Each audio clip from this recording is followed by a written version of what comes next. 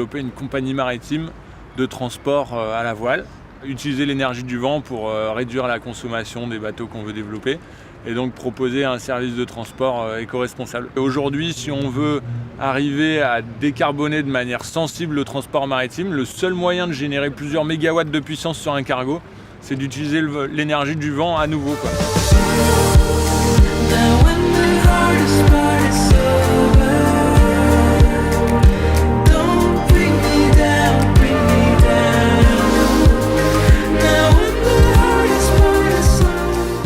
On reproduit un peu le profil d'une aile d'avion en fait. Ça fait longtemps qu'on sait que le profil d'une aile, ça génère plus de portance qu'une voile en tissu simple. Sur un avion, par exemple, on ne s'y est pas trompé, on a reproduit le profil de l'aile d'oiseau et c'est ça qui génère le plus de portance.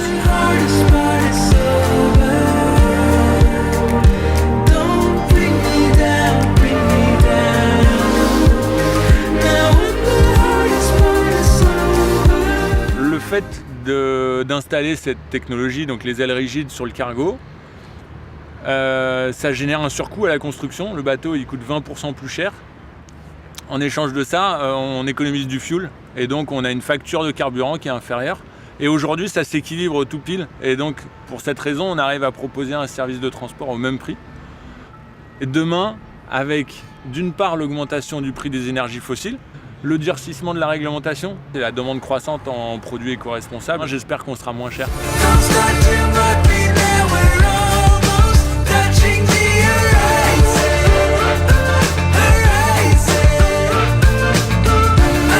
Les gens vont s'imaginer que les startups et les évolutions technologiques vont sauver le monde et nous sauver du réchauffement climatique.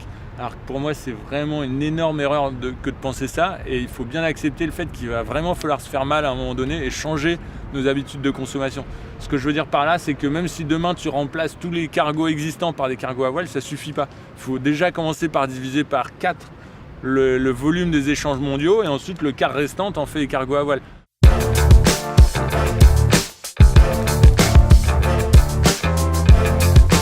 Je pense que les gens vont essayer de faire des petits efforts sur leur manière d'utiliser la voiture. On ne se rend pas assez compte qu'en étant végétarien et en roulant en 4x4, tu pollues beaucoup moins que si tu roules en vélo et que tu bouffes un steak tous les jours, quoi.